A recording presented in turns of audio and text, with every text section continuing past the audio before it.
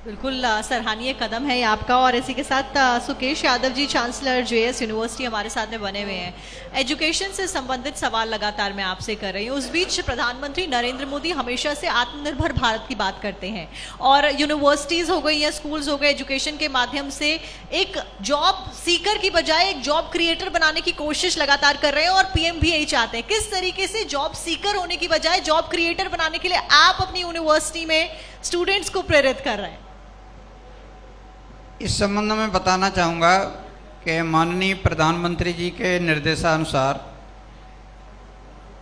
उस योजना के अंतर्गत भी, स्किल डेवलपमेंट योजना के अंतर्गत बच्चे मिलते हैं। हमारा विश्वविद्यालय उसमें काम कर रहा है, और अभी अभी हमको आज ही लेटर मिला है कि 240 बच्चे इस प्रकार के हमको मिलेंगे जिनकी फीस सेंट्रल गवर्नमेंट उठाएगी, और वो स्किल डेवलपमेंट पे होंगे।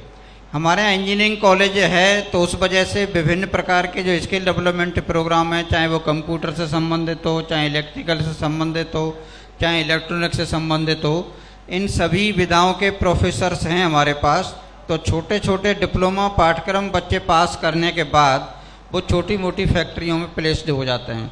इसलिए मैं कहना चाहूँगा कि जेएस विश्वविद्यालय एक तो बहुत छोटी जगह पर है, और हमने जो प्रेरणा ली, नाम नहीं लेना चाहूँगा, एक कॉलेज यहीं फिरोजाबाद में था।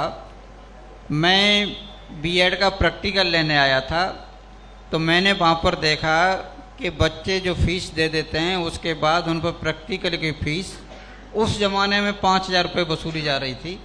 तो वो 5,000 रुपये गार्जियन 2-4 मुझसे मिले कि सर फीस तो हम लोग दे देते हैं, लेकिन प्रैक्टिकल की फ़ीस 5,000 रुपये देने का क्या मतलब। मैंने इन लोगों को कहा भी, लेकिन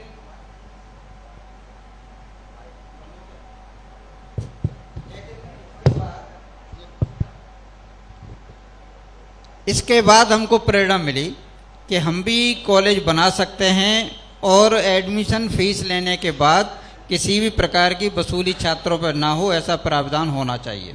क्यों गार्जियंस का ये कहना था कि एडमिशन पे तो हम ये तय कर लेते हैं कि उनको 25,000 30,000 जो भी फीस देनी है वो दे दें, लेकिन बाद में हम 5,000 कहाँ से देंगे। और माननीय विधायक जी, हम ये कहना चाहेंगे आपके सामने कि आज भी हमने उस नियम को पालन कर रखा है कि जैसे मान लीजिए हमने बीटेक में 40,000 फीस ले ली, उसके बाद पूरे साल बच्चे से किसी भी प्रकार की कोई भी वसूली नहीं होगी। तो इस तरीके से सिकुआबा जैसे शहर में हम लोगों ने बीटेक हुआ, पॉलिटेक्निक हुआ, और अन्य प्रकार के छोटे डिप्लोमा हुए, एग्रीकल्चर के डिप्लोमा भी हम चलाते हैं, सैनिटरी के डिप्लोमा भी चलाते हैं। तो बहुत रोजगार परक डिप्लोमा होते हैं, जिससे ये होता है कि बच्चे को 15,000 20,000 रुपये की सर्विस मिल जाती है, वो बेरोजगार नहीं रहता। ये चीज़ हम इस चीज़ का ध्यान रखते हैं।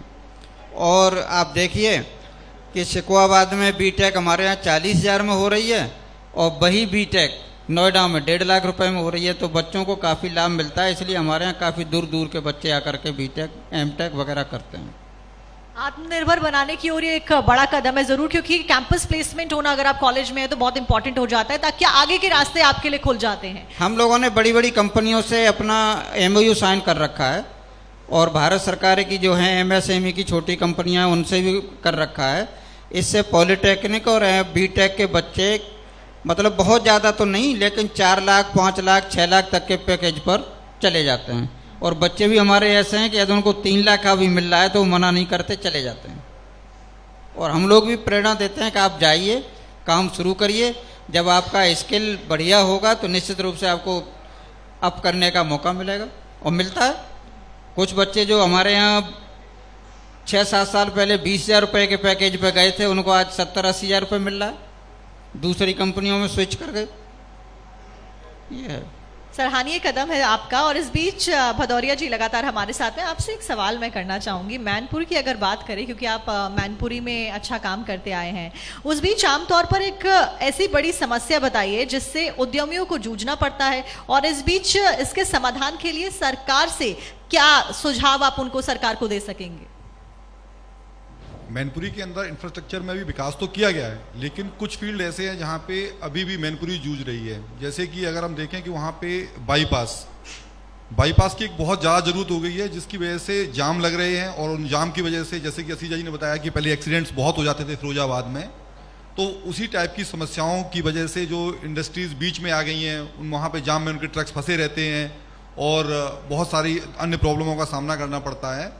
तो एक तो बाईपास की बहुत ज़्यादा ज़रूरत है, तो मैं सरकार का ध्यान इस ओर आकृष्ट कराना चाहूँगा कि इस जो बाईपास की बात प्रपोजल में है उसको प्लीज़ कंसिडर किया जाए और मैनपुरी की जनता को उससे निजात दिलाई जाए।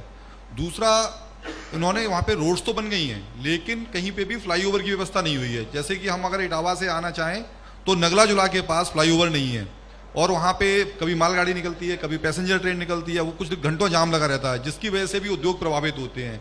सेम कंडीशन भावा चौराहे पर है, और उसी टाइप से मिलती जुलती कंडीशन और भी 2-3 जगह पर है। तो फ्लाईओवर्स और बाईपास, ये एक चीज़ हो गई है। दूसरा, अभी जो अच्छा विकास हुआ है विद्युतीकरण की वजह से, कि लाइट का बहुत अच्छा हो गया है, इलेक्ट्रिसिटी वहाँ पे उद्यमियों को मिल रही है। तो पहले क्या होता था, केवल जो वीआईपी डिस्ट्रिक्ट्स हुआ करते थे, केवल वहीं तक लाइट चला करती थी 24 आवर्स। अब वो पूरे यूपी के अंदर 24 आवर्स लाइट का कंसेप्ट आ चुका है। तो उद्योगपति वहाँ पर आएंगे तो उनको भी इस चीज़ का बहुत ज़्यादा बेनिफिट मिलेगा। लॉ एंड ऑर्डर ऑलरेडी अच्छा हो चुका है, और जो नई चीज़ें वहाँ पे लाने के लिए मैं कहना चाहूँगा, सुकेश जी यहाँ बैठे हुए हैं, कि वहाँ पर हमारे यहाँ पे एजुकेशन फील्ड में बहुत ज़्यादा स्कोप है, और अगर वहाँ पे एजुकेशन फील्ड में कोई भी चीज़ अगर आती है नई, या कोई यूनिवर्सिटी, प्राइवेट यूनिवर्सिटी आती है, या कोई भी 10+2 अच्छे स्कूल्स आते हैं, चाहे वो DPS हो या माउंट लिटेरा हो या कोई भी अच्छे स्कूल्स हैं, उनके लिए बहुत ज़्यादा स्कोप है। तो मैं उनसे अनुरोध करना चाहूँगा कि अगर कोई भी मैनपुरी के लिए उनका प्लान बने तो मैं उनका पर्सनली थैंकफुल रहूँगा, और भी जो भी कुछ वो वहाँ पे करें उसके लिए मैं हर आदमी का थैंकफुल रहूँगा जो भी मैनपुरी के विकास में योगदान करना चाहता है। अच्छा असीजा जी, आपसे सवाल रहेगा मेरा, एक बड़ा अहम सवाल जो जब मैं फिरोजाबाद आ रही थी तब से मेरे दिमाग में था, वो था नाम बदलने को लेकर। नाम बदलने की जो प्रथा है वो बड़ी चल रही है, हर जगह के नाम बदले जा रहे हैं। उस बीच फिरोजाबाद के लिए भी ये कहा गया कि नाम बदलने की श्रृंखला में आपके जनपद का नाम बदलने की चर्चा बहुत है, और क्या कहना पसंद करेंगे आप अपने जनपद को, फिरोजाबाद, चंद्रनगर या फिर सुहागनगरी? और नाम बदलने को लेकर आपका क्या सोचना है? सवाल कठिन है। तो ये सवाल के लिए मैं अपने मानस को 3 तरीके से तैयार करता हूँ। शासन और जन भावनाओं के अनुसार जो भी नाम हमारे नगर को दिया जाए वो सबको स्वीकार होना चाहिए। मैं इस पूरी प्रक्रिया में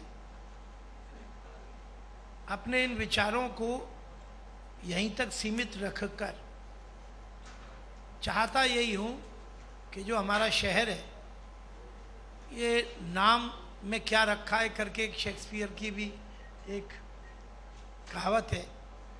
यहाँ के लोग, यहाँ के उद्योग, यहाँ की शिक्षा, यहाँ की स्वास्थ्य सेवाएं, यहाँ के पर्यटन की, यहाँ के पर्यावरण की और यहाँ की सामाजिक ताने बाने की पुष्टता, उसकी तरफ मैं अपने को ज़्यादा खड़ा करके जो भी हमारे इस शहर का जो प्राचीन शहर है, जिसकी प्राचीनता चंद्रनगर से शुरू होती है, जिसकी तात्कालिक पहचान सुहागनगरी के रूप में होती है और जो परंपरागत रूप से फिरोजाबाद के रूप में जाना जाता है, तो ये इस हिस्से से हटकर इसके बाकी हिस्से में मेरा मन है कि उसमें मैं अपनी योगदान को दूं, और इसमें से जो भी नाम हमारी शासन की व्यवस्था और सामाजिक मानस इसको स्वीकार करेगा तो उसमें सहज बात है।